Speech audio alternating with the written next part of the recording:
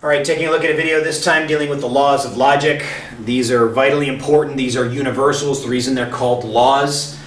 Their use is something you use all the time. And students get confused when we go through these lessons. I don't understand the law. You do. You use the laws of logic all the time when you're conversing with your friends, when you're trying to prove a point, when you're arguing with your parents. Whatever the case is, you use these all the time. Now we're just putting a formality on them so that you can go with them and be able to use them. So we're going to take a look at reasoning. The law of detachment, which you use all the time, even though students always claim, I never use it. Yeah, you do. You use the law of detachment all the time. Law of contrapositive, this is the second time you've seen this word, so be prepared. It's used in a slightly different format than it was before. And the law of syllogism is what allows us to be able to prove things.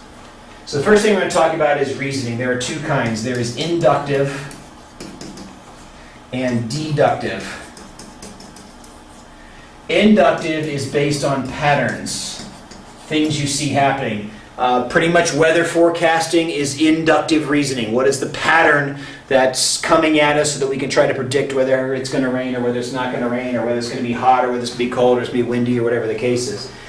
Deductive is usually or supposed to be based on the laws of logic, meaning that I can make, based on certain assumptions, I can make more logical conclusions until I reach a particular place. Inductive reasoning occurs a lot in our everyday lives, things we see happening all the time. Deductive reasoning happens also, particularly like in a court when we're trying to prove somebody guilty or something of that nature. So math makes its living in deductive reasoning. Science, not so much.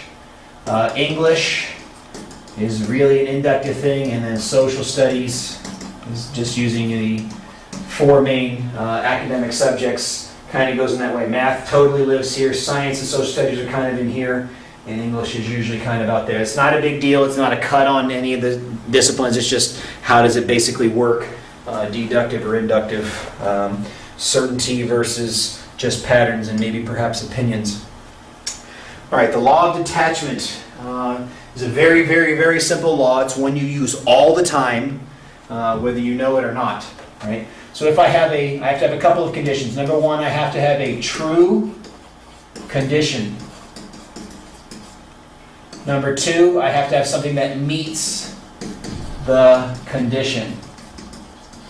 All right, so for example, A causes B to happen. True statement. A always causes B to happen. A always causes B to happen. A always causes B to happen. A happens. Therefore, B has to happen. If A makes B happen, and A happens, then B has to follow. What happens here with the law of detachment is you have a conditional statement. Something meets the condition. The law of detachment tells us that the conclusion has to follow if this is a true statement. It's a false statement, this may not happen. So this is all based on a true statement. If the sun blows up, then I will melt. I have no idea. The sun hasn't blown up. I have no idea whether I'm going to melt or not. That statement doesn't apply because our sun hasn't blown up. If you are late to class, then you will get a detention. Pete wasn't late, so the statement doesn't apply to him. The law of detachment is not used. But Bobby was late. If you're late to class, then you get a detention. Bobby was late. Therefore, the conclusion, if I'm telling the truth, is that he will end up with a detention. All right? If the ball goes past the goalposts, then it's a goal and your team gets 1 point. The ball didn't go past the goalposts, doesn't apply. The ball went out of bounds, doesn't apply. The ball hit the coach in the face, doesn't apply. The ball slipped through the goalie's leg and went past the posts. Oh!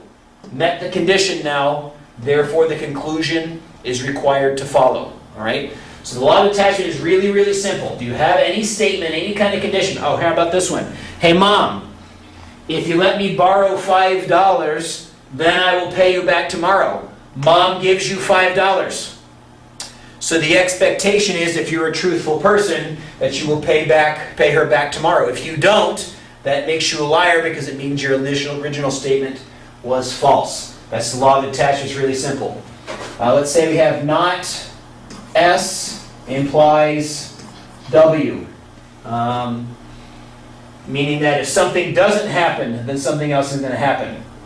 So the law of detachment simply says if not S happens, then W will follow. If S does happen, we don't know. There's no conclusion that can be made from there based on the laws of logic. Law of contrapositive begins the same way. You have to have a true conditional statement. 2, the conclusion, this time, not the hypothesis, but the conclusion, not the condition, but the conclusion is not met. Now remember when you did your work on original statements and contrapositives, they always had the same truth value? Well, whatever my statement is, A makes B happen. A happens, B follows. A happens, B follows. A happens, B follows. That's the law of detachment. The law of contrapositive says if B doesn't happen, then A didn't cause it.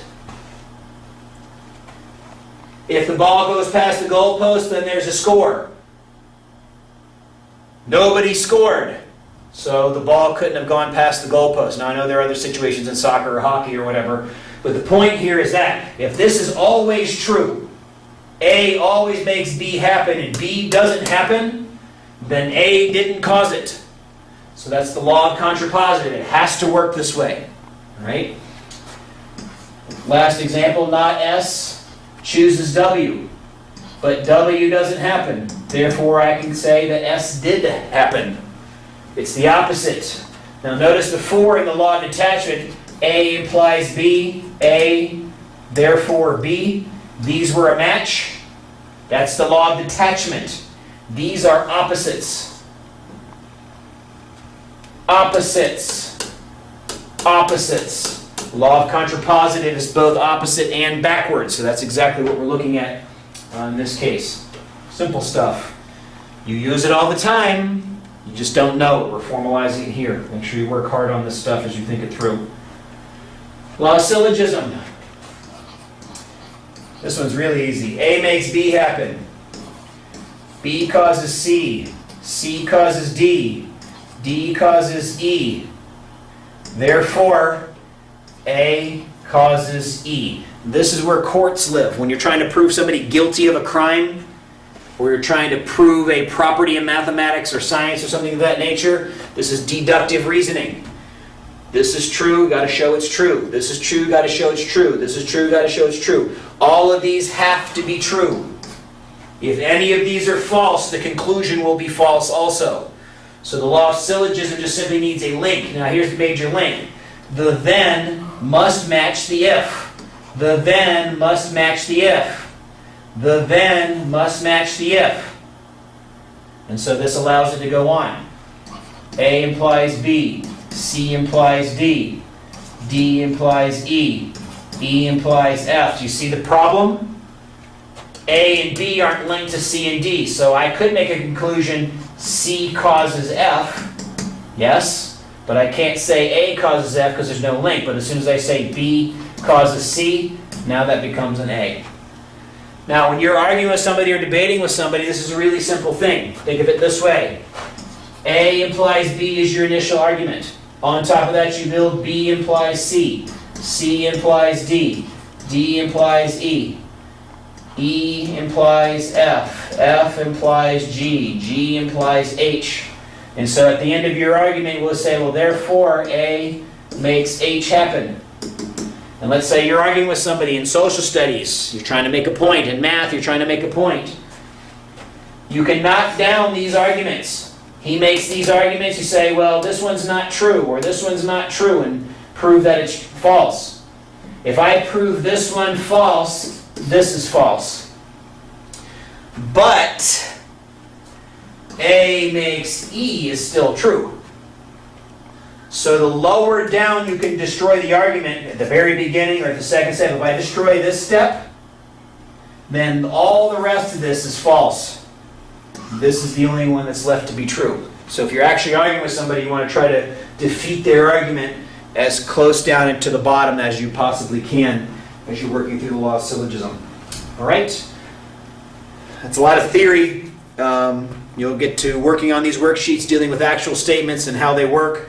Just keep in mind, this is stuff you use all the time, this is stuff you'll use in other classes, this is stuff you'll use at some point today when you're dealing with a friend. If you'll do this, then I'll do that. As soon as you begin those kinds of situations, you're dealing with one of the laws that takes place. So talk to your teacher if you have any questions. Work hard on this. Very language intensive, and should be helpful to you not only here but going down the road as well. Good time to start putting in your logic stuff, not only because you need it in this class, but you need it pretty much in your everyday life. Okay, so that's it. Laws of logic. Until next time.